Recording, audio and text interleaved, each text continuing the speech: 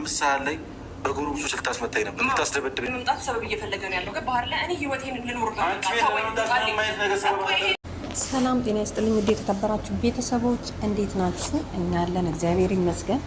ቤተሰብ ማለት ነው ተናግሬ ነበረ እኮ ኤፍሬም ሄርሜላን እንደሚወዳት ማለት ነው። አይደለም መውደድ ብቻ ማለት እንደሚያፈቅራት ለምን አትሉም? ይኸውላችሁ አሁን እንግዲህ ልታስደበድበኝ ነበረ ሄርሜላ ልታስደበድብኝ ነበረ ትላንትና ሰዎች ቀጥረሽ ገንዘብ ስላለሽ ምናምን ነገር አለ ማለት ነው። እና ሄርሜላ ምንድን ነው ያለችው? ሰበብ ፈልጎ ነው እዚህ ቤት የመምጣት ሰበብ ፈልጎ ነው ብላለች። ምክንያቱም በጣም ይወዳታል ብያቸዋለሁ እኮ። እዚህ ጋር ደግሞ እንግዲህ እንደምታዩት ኤፍሬም ይኸውላችሁ ለአባቱ እንዳይነገር ቤተሰብ እንዳይሰማ ብሎ የሚያካብደው ነገርስ ቤተሰብ እኮ አየ። አባትየው ቲክቶክ ይጠቀማሉ፣ ጋሼ ቲክቶክ ይጠቀማሉ ብሏል ካለ እንዴት ነው አባቴ እንዳይሰማ ብሎ የሚጎረረው ማለት ነው? አባት እኮ ከሰማ ወደ መድኃኒቱ ነው የሚሄዱት።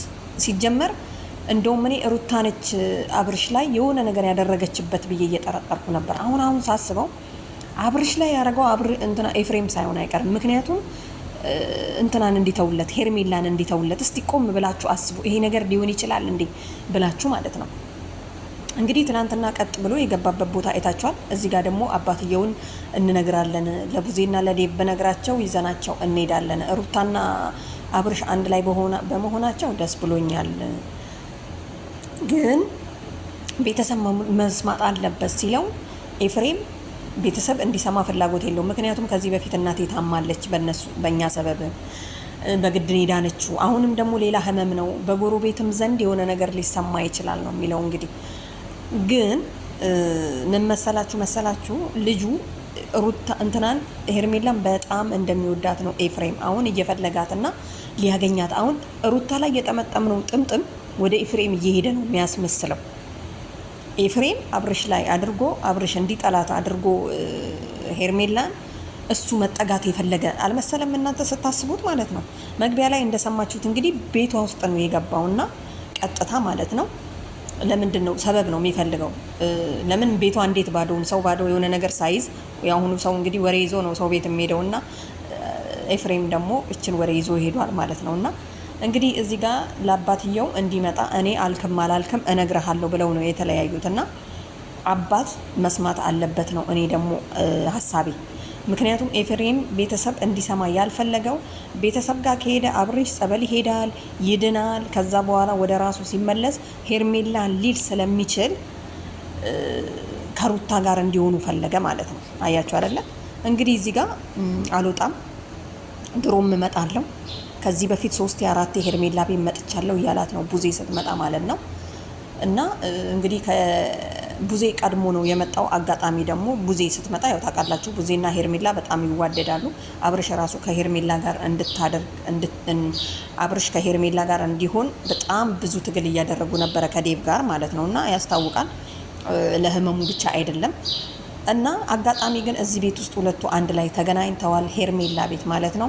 የእሷ ሳይሆን ኤፍሬም የሚጠላት ከሆነ የማይወዳት ከሆነ ቀለበቱን አስወልቅና ጣል አስጥሎት። እንግዲህ ኤፍሬምና ሩታ ናቸው። ቀለበቱን አወጣና ወርውር ካለ ቀለበቱን አውርቆ ከወረወረ በኋላ ኤፍሬም ምን ሊሰራ ነው እሷ ጋር የመጣው? እሷ በቃ ወደ ራሴ ልመለስ አብርሽ የሰው ነው ከተባለ እኔም በቃ ራሴ ልሆን ህይወቴን ራሴ ልኖርበት ብላ ስትቀመጥ ኤፍሬም ምን ሊሰራ መጣ? እና ችግር ያለው ማጋ ነው ብላችሁ ታስባላችሁ? እኔ ድሮም ጠርጥር ያለው ከኤፍሬምና ከሩታ እንደማያልፍ ማለት ነው ችግር ያለባቸውና ቡዜ ደግሞ ጀግና ናት። ለማንኛውም ቡዜ ወጥረሽ ማለት ነው ወጥረሽ አብርሽን ወደ ጸበል ሄዶ ድኖ የራሱን ምርጫ መምረጥ አለበት እንጂ አሁን ኤፍሬም በጣም እንደሚወዳት እኮ ያስታውቃል። ሲጀመር 5 ጎረምሳ እንትን ብለሽ ከቻልክ እዛ ለምን አትደበድባቸውም ስትለው እኔ እኮ ህንድ አልሰለጠንኩም ማለት ህንዳዊ አይደለም ጀርመናዊ ምንም ብሰለጥን አንተ ሴት ቤት መምጣት አልነበረብህም። ገንዘብ ኖራትም አልኖራትም መብቷ ነው። ሄርሜላ ጀግና ነች ነገም ማለት ነው። ምክንያቱም በቃ ቀለበቱን አውጥታ ከወረወረች በኋላ በራሴ ልቁም ብላ እቤቱ አርፋ ስትቀመጥ አንተ ምን ልሰራ መጣ? ኤፍሬም በጣም ነው የምትወዳት አይደለም መውደድ ብቻ አይደለም ታፈቅራታለህ። ኤፍሬምን አብርሽን በወንድም ተጠቅመክ ሩታ ጋር እንዲመለስ ያደረግከውም አንተ ነህ። አሁን እንደውም ሩታ ሳትሆን አንተ ያደረክበት ነው የሚመስለው ሄርሜላን ስለምትፈልግ ማለት ነው። ምክንያቱም ከዚህ በፊት ቆንጅናዋን አብርሽ አልነገረሽም ወይ ቆንጅዬ እኮ ነሽ ምናምን ነገር ስትላት ነበረ። ስለዚህ ቤተሰብ ማለት ነው ይሄን ነገር እስቲ አስቡት።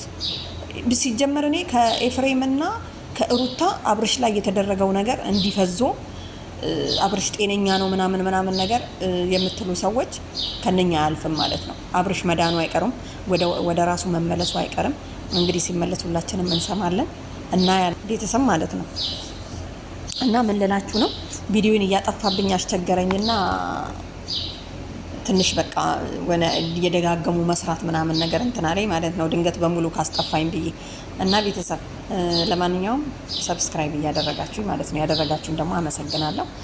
እንግዲህ እዚህ ጋር እንደምታዩት ቡዜ ላይም አፍጥጧል ወንድማችን ነው ቤተሰብ